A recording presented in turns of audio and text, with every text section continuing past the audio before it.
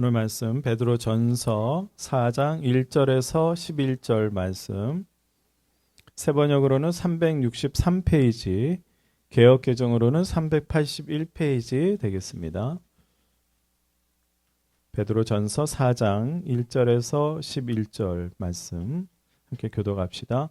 그리스도께서는 육신으로 고난을 받으셨습니다. 여러분도 같은 마음으로 무장하십시오. 육신으로 고난을 받은 사람은 이미 죄와 인연을 끊는 것입니다. 이제부터는 육신으로 살아갈 남은 때를 인간으로 살지 말고 하나님의 뜻대로 살아야 합니다. 여러분은 지난날에 이방 사람들이 하고 싶어하는 일을 하였으니 곧 방탕과 정욕과 술취함과 환락과 연애와 가증스러운 우상 숭배에 빠져 살아왔습니다. 그것은 지나간 때로 충분합니다. 그들은 여러분이 자기들과 함께 그런 지나친 방종에 빠지지 않는 것을 이상히 여기면서 여러분을 비방합니다. 그들은 산 사람과 죽은 사람을 심판하실 분에게 사실을 죄다 알아야 합니다. 죽은 사람들에게도 복음이 전해진 것은 그들의 육신으로는 모든 사람이 심판받는 대로 심판을 받으나 영으로는 하나님을 따라 살게 하려는 것입니다. 만물의 마지막이 가까이 왔습니다. 그러므로 정신을 차리고 삼가 조심하여 기도하십시오. 무엇보다도 먼저 서로 뜨겁게 사랑하십시오. 사랑은 허다한 죄를 덮어줍니다. 불평 없이 서로 따뜻하게 대접하십시오. 각 사람은 은사를 받은 대로 하나님의 여러 가지 은혜를 받은 선한 관리인으로서 서로 봉사하십시오. 말을 하는 사람은 하나님의 말씀을 전파하는 사람답게 하고 봉사하는 사람은 하나님께서 주시는 힘으로 봉사하는 사람답게 하십시오. 그리하면 하나님이 모든 일에 예수 그리스도로 말미암아 영광을 받으실 것입니다. 영광과 권세가 영원 무궁하도록 그에게 있습니다. 아멘. 고백합시다. 주님의 말씀은 내 발의 등입니다. 내 마음의 기쁨입니다. 내 길의 빛이십니다. 아멘. 오늘 여러분들에게도 또 인생의 해답을 주님께서 말씀해 주시리라 믿습니다. 오늘부터 오늘 우리가 함께 읽은 본문의 내용은 사실 2절로 우리가 11절까지 읽어서 또 무슨 내용으로 읽었나 또 금방 또 잊어버리죠. 네?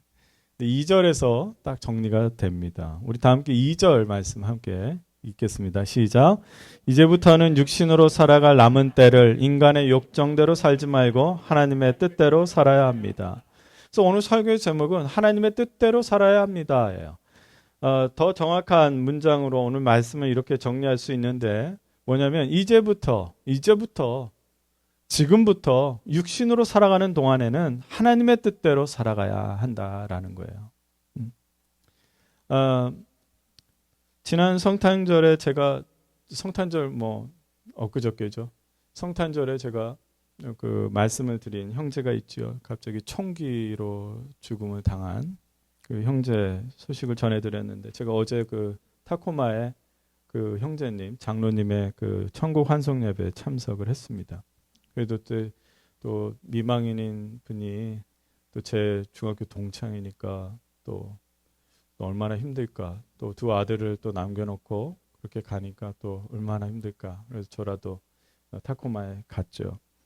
근데 보니까 그분이 타코마 중앙장로교회에서 교회가 이렇게 좀 크더라고요. 근데 거기에서 1년 전에 장로의 임직을 받았어요.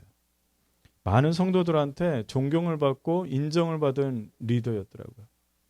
이게 천국 환송 예배를 참석하면 그걸 알 수 있잖아요. 수많은 성도들과 동료들이 참석을 했어요. 이게 정말 어처구니 없는 죽음을 당했잖아요. 그런데 목사님이 담임 목사님이 이제 말씀을 전하시는데 이 한마디로 그 자리에 있는 모든 사람들이 위로를 받았어요. 무슨 말씀하셨냐면 장로님은 우리에게 굿바이 인사도 하지 못하고 갑자기 가셨지만 생각해 보니까 장로님은 언제 어디서든지 항상 매 순간 주님 앞에 갈 준비가 되셨던 분인 것 같습니다. 그렇게 말을 하니까 위로가 되더라고요. 이렇게 2절을 보니까 이 땅에 살면서라는 이렇게 말을 하죠. 육신에 살아가는 동안에라는 거예요. 육신에 살아가는 동안에. 그 장로님은 육신으로 살아가는 동안에 언제든지 주님 앞에 당당하게 설 준비가 되신 분이라고 그 교회 공동체가 다 인정을 하는 거예요. 그리고 또 한 가지 인상적이었던 것은 뭐냐면 그 장로님이 저랑 나이가 동갑이라고 그랬잖아요. 찬양만큼은 진심인 거예요. 찬양이 얼마나 열정적이었는지. 저는 이제 그 친구라고 하는데 그 친구는 정말 그 페이스북이나 뭐나 하면 자기가 작곡하고 막 음악 만들고 사실 이 크리스마스 때 음원을 발표하려고 그랬어요. 막 EDM으로 막 하고 난 세상 음악인 줄 알았더니 이게 찬양을 그렇게 만들었던 거예요. 교회에서는 막 드럼이 비면 드럼을 치시고 베이스가 비면 베이스하고 싱어가 하면 싱어 들어가고 예배의 찬양이 얼마나 헌신적이었는지 추모 영상이 증거가 되더라고요. 전부 다 찬양하는 모습, 기도하는 모습, 또 말씀에 대한 열정도 대단하시더라고요. 그 목사님이 뭐라고 하냐면 매주일 5시가 되면 이 장로님한테 메일이 온대요. 무슨 메일이냐 했더니 1부부터 3부까지 계속 예배를 참석하면서 설교를 다 요약을 하는 거예요. 그래서 요약을 다 하고 레터 사이즈로 3장으로 내가 어떻게 살아야 할지 적용하는 것, 결단하는 것, 이거를 쫙 써가지고 매주마다 보내드려요. 추모 영상을 보니까 또 보면서 우체국에서 일했는데 우체국 직원들이요. 막 뭐 백인, 흑인 다 할 것 없이 많이 왔는데 죄다 울더라고요. 이게 한국말로 나오는데도 그걸 어떻게 아는지 다 울더라고요. 그래서 그 직장에서도 얼마나 아름다운 사람이었는가 이걸 알 수 있었습니다. 저를 포함해서 그 자리에 참석한 모든 사람들이 고인을 추모하면서 동시에 거룩하고 선한 영향을 받았죠. 그 삶의 도전을 받고 이 본인들 저도 포함해서 이 삶을 돌아보는 시간이 되었습니다.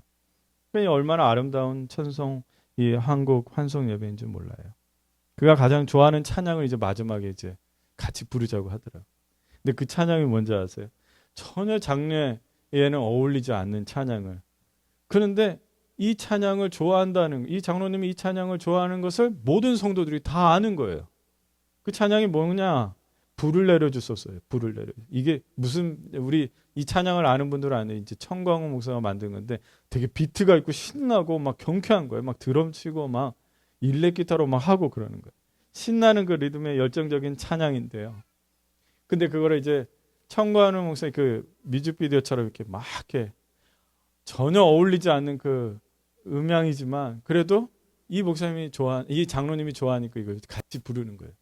제가 가사를 제가 한번 소개해 드릴게요. 제가 불러드릴 수도 있지만 비트가 있고 막 드럼이 있으면 좋아요. 근데 가사가 나는 아네 내가 살아가는 이유 불이 되는 것. 작은 불이 큰 산 모두 태우듯이 나를 쓰소서. 불을 내려주소서. 내게 성령의 불을. 죽어진 영혼 살릴 수 있도록 나를 태워주소서. 제단 위에 나를 드리니 열방의 불로 세우소서. 주발 앞에 신을 벗고 기도하니 불을 주소서. 성령의 연단받은 불의 사람 되게 하소서. 이거를 모두가 다.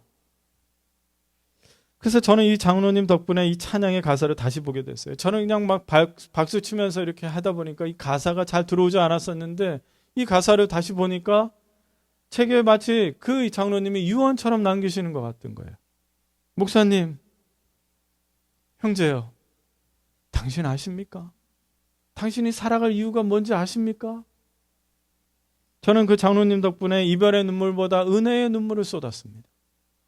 총에 맞아 허무하게 죽은 것 같아 보여도 수많은 형제자매들에게 우리가 어떻게 살아가야 하는 이유를 깨닫게 해주시고 모두가 하나님의 뜻대로 살아간 그 장로님을 만날 수 있었기 때문입니다. 그 죽음의 앞에서 이 장로님이 정말 하나님 앞에 바로 선 장로님이구나 모두가 인정하는 거예요. 사랑하는 형제자매 여러분, 이제부터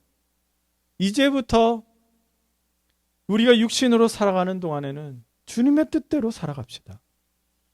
그래서 제가 천국 환송 예배를 마치고 올라오는 동안에 제가 중보기도를 했어요. 주님, 우리 에버그린 형제 자매들이 언제 어디서든지 매 순간 주님 앞에 당당히 언제라도 주님 앞에 당당히 설 수 있는 그런 믿음을 갖게 해주십시오.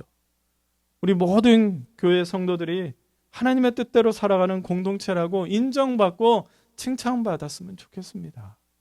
그 기도를 올려드렸습니다. 여러분, 살아생전에 그 장로님이 앞에 나와서 간증을 한 번 하지 않았어요. 그런데 그의 죽음으로 수많은 사람들에게 영향을 끼치고 결단을 일으키는 간증을 된 거죠.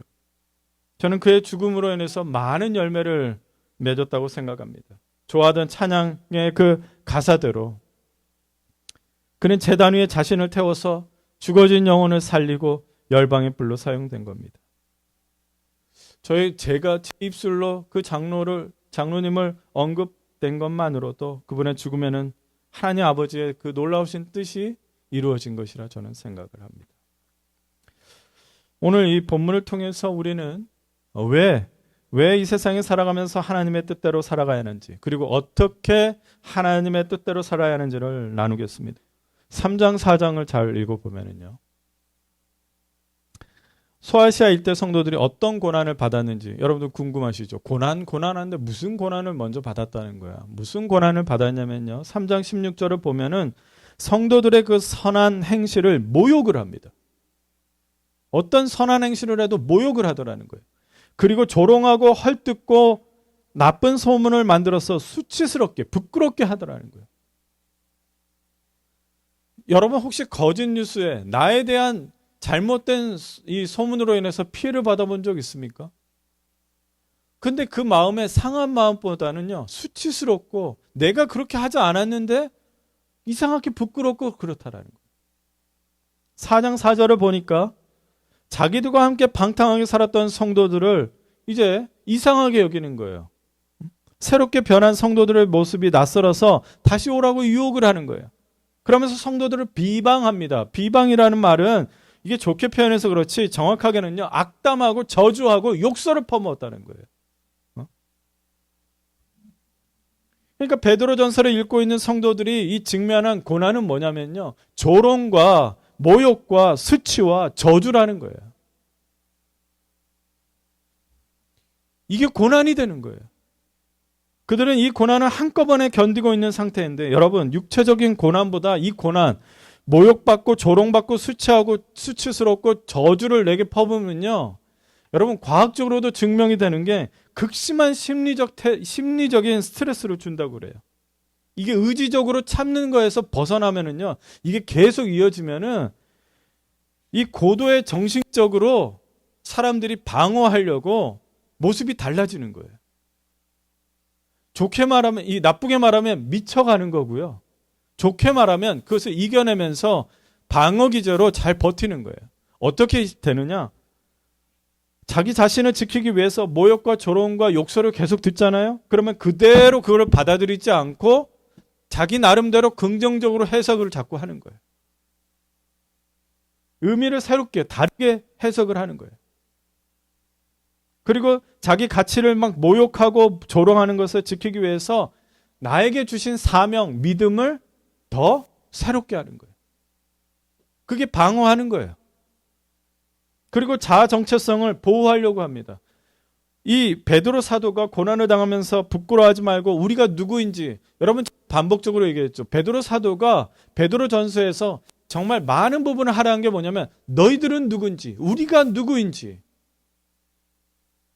1장부터 처음부터 뭐라 그래요? 여러분들은 흩어진 나그네라 그랬어요. 흩어져 살고 있는 나그네가 디아스포라라 그랬는데, 디아스포라가 뭐라고요? 복음의 씨앗이라는 거예요. 그리고 여러분들은 귀하고 귀한 살아있는 돌입니다. 왕같은 제사장입니다. 택함받은 백성입니다. 이 얘기를 왜 계속하겠습니까?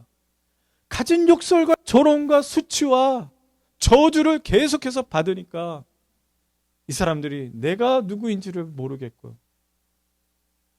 정신이 진짜 극심한 심리적 스트레스를 받는 거예요. 그래서 베드로가 그들을 붙들기 위해서 그들의 정체성을 계속 일으키는 겁니다. 베드로 사도는 그 찾아온 고난에 굴복하고 타협하고 넘어지라고 말씀하지 않습니다. 오히려 고난이 찾아온 것을 기뻐하라고 말씀합니다. 왜냐하면 고난이 찾아온 이유가 뭐냐면 우리가 죄악의 권세로부터 구원받았기 때문이에요. 왜 믿음의 사람들에게 극심한 심리적 스트레스나 육체적인 괴롭힘을 주겠습니까? 구원받은 사람들을 무너지게 하려고, 넘어지게 하려고 다시 죄악의 권세로 끌어들이려고 하는 거 아니겠습니까? 2절에 베드로 사도는 그 고난과는 상관없이 이제부터 하나님의 뜻대로 살아가라고 합니다. 이 세상을 살면서 우리는 두 가지 방식으로 살아갈 수 있는데, 하나님의 뜻을 모르고 살아가는 방식과 하나님의 뜻을 따라 살아가는 방식입니다. 3절에서 하나님의 뜻을 모르고 살아가는 방식을 잘 정리하고 있어요. 우리 3절 한번 읽어볼까요? 시작. 여러분은 지난날에 이방 사람들이 하고 싶어하는 일을 하였으니 곧 방탕과 정욕과 술 취함과 환락과 연애와 가증스러운 우상 숭배에 빠져 살아왔습니다. 그것은 지나간 때로 충분합니다. 하나님을 모르고 살아간 때가 있었다고 하지만 베드로 사도는 성도들에게 강하게 말해요. 그것은 지나간 때로 충분합니다. 됐어, 그걸로 충분한 거예요. 구원받기 전 지난날 충분히 죄악의 권세 아래 살았으니까 이제는 하나님 아버지 뜻대로 살아가는 겁니다. 그런데 이 말씀을 들은 청년들이 불편해해요. 이제 대학 가고 사회생활하기 시작해서 이제 좀 술 좀 마셔보고, 이제 좀 파티도 즐겨보고, 이제 좀 성적인 방탕과 정욕대로 한번 살아보고 싶은데 해보지도 못하고 충분하다고 하니까 이게 얼마나 불편합니까? 4절과 같이 청년들은 얼마나 유혹을 받는지 몰라요. 세상 친구들이 이상하게 여겨요. 모두 다 그렇고 그렇게 사는데 왜 너만 이상하게 살려고 하냐고 그렇게 따집니다. 제가 한국 영화에서 이 말씀을 생각하는데 어느 대사가 생각이 났어요. 더 킹이라고 하는 그 영화가 있는데요. 부패한 검사 정우성이 이제 막 타협을 못하고 있는 그 조인성한테 이런 대사를 해요. 그냥 역사적으로 흘러가는 대로 가. 그냥 권력 옆에서 자존심 버려. 제가 조인성과 정우성이 나오니까 제가 연기를 못하겠더라고요. 얼굴 차이가 너무 나니까. 그냥 역사적으로 흘러가는 대로 가. 그냥 권력 앞에 딱 붙어가지고 적절하게 타협하면서 살면 돼. 세상에서 그저 그냥 흘러가는 대로 살아. 왜 너만 그렇게 살아? 그러나 사랑하는 형제자매 여러분, 그리고 청년 여러분, 하나님의 뜻을 모르고 살아가는 방식을 경험할 필요가 없습니다. 오히려 하나님 아버지의 뜻대로 살아가는 것이 더 복된 것입니다. 왜 그럴까요? 5절입니다. 5절을 보겠습니다. 그들은 산 사람과 죽은 사람을 심판하실 분에게서 사실을 죄다 알아야 합니다. 이게 무슨 말입니까? 세상 사람들 포함해서 우리 모두는 심판하실 분에게 모두 고백해야 합니다. 심판할 날이 있다는 겁니다. 모두 심판받아야 돼요. 히브리서 9장 27절에도 사람이 한 번 죽는 건 다 정해진 일이요. 그리고 심판이, 그 뒤에는 심판이 있습니다. 굳이 죄악을 살아보고 죄악의 그것을 한번 살아보고 심판을 받아야 할 필요가 뭐가 있습니까? 심판보다 오히려 칭찬과 상을 받는 것이 더 나은 것 아닙니까? 왜 그렇게 지혜롭지 못합니까? 하늘의 그 상과 하늘에서의 그 칭찬이 이 땅에서 타협하고 역사적으로 흘러가는 것보다는 그것이 더 고귀하고 가치한 것을 왜 그것을 모릅니까? 기억하십시오. 하나님의 사람들은 세상 흘러가는 대로 살아가는 사람들이 아닙니다. 모두 심판을 받게 된다는 것을 알고 칭찬과 상을 받기 위해서 하나님 아버지의 뜻대로 살아가는 사람들이라는 것을 꼭 믿으시기를 바랍니다. 대표적인 문명학자 제러드 디아몬드와 아놀드 토인비라고 하는 사람이 여러 어려운 말을 통해서 막 여러 가지 학설을 했지만 쉽게 말하면 이 말을 합니다. 고대의 여러 문명이 멸망한 사례들을 분석해 주면서 멸망의 징조가 나타나는 그 사회적 현상이 지금 우리가 살아가는 이 시대에 나타나고 있다고 말합니다. 그 문명들이 왜 멸망했을까?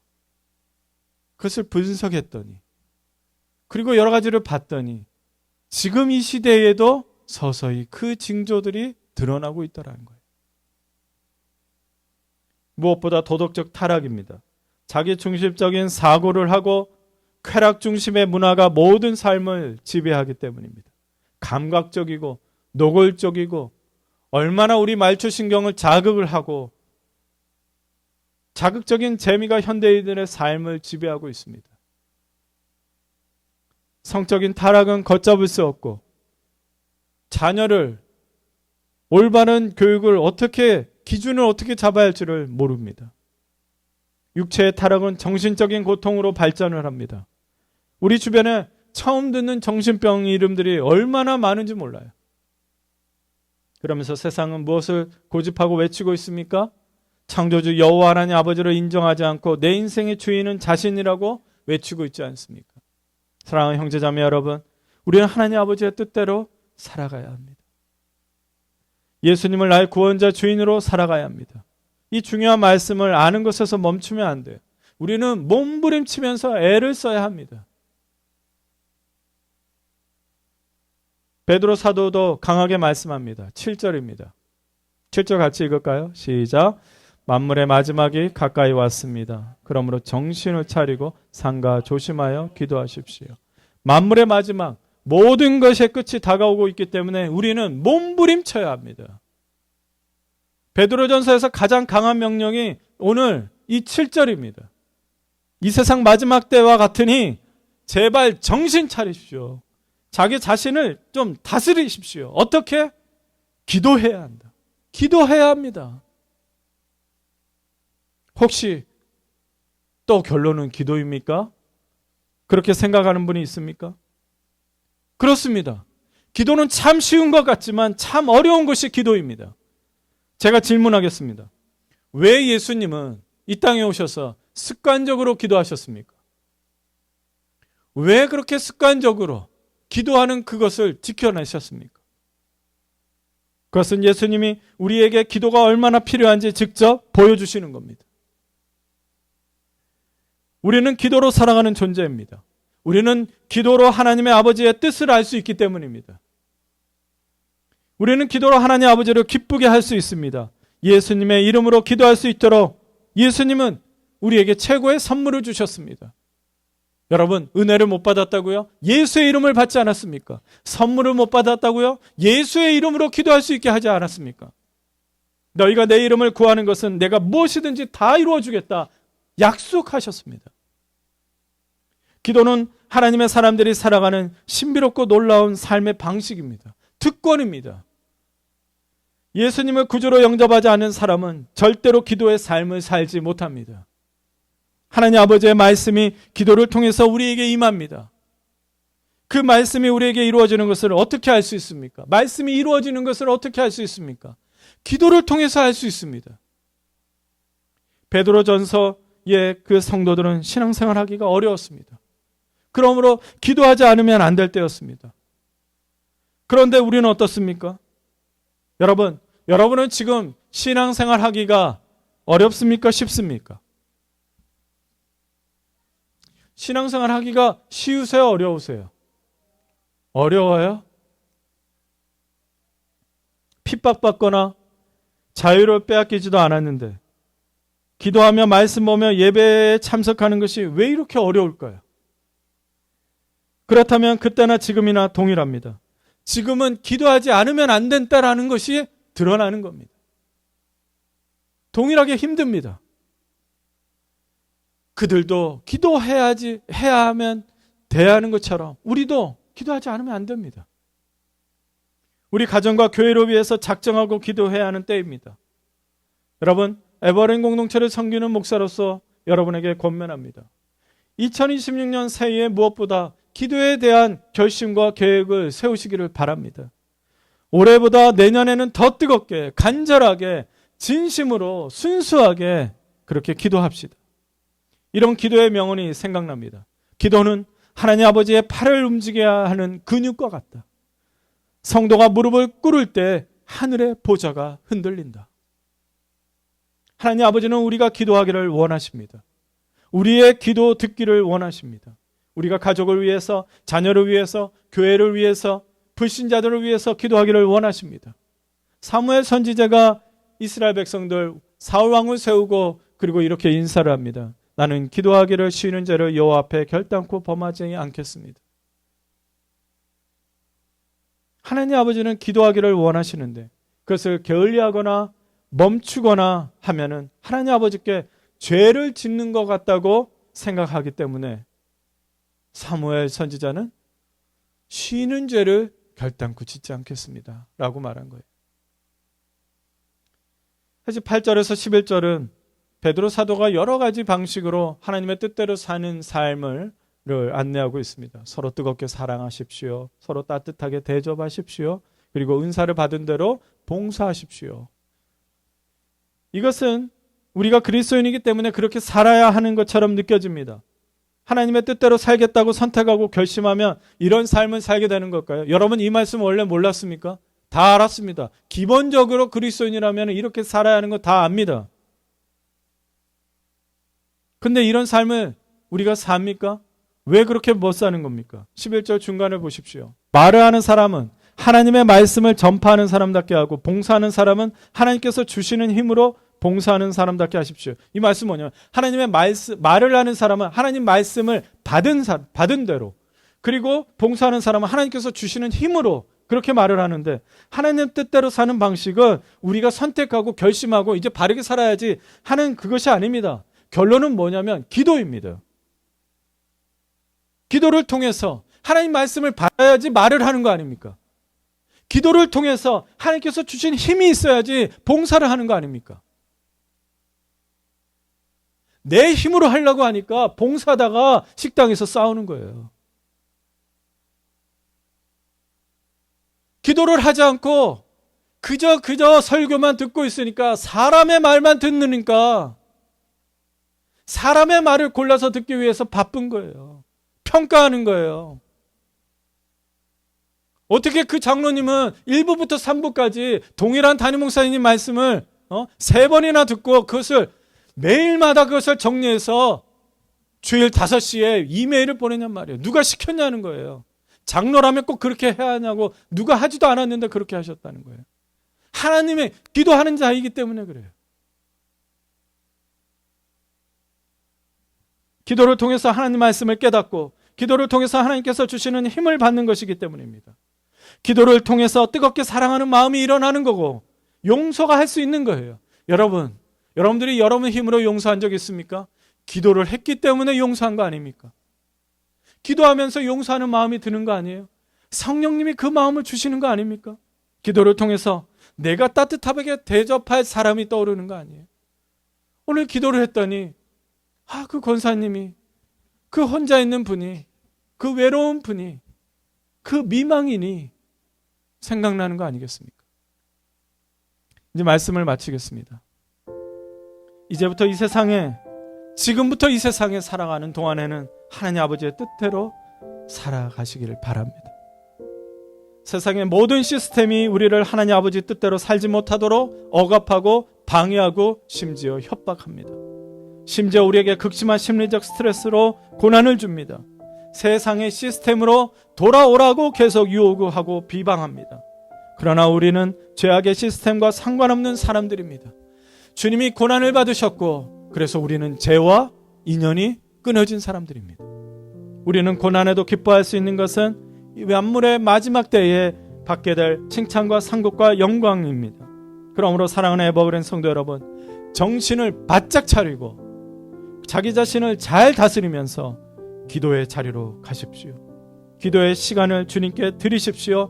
몸부림치면서 기도하기를 애쓰십시오.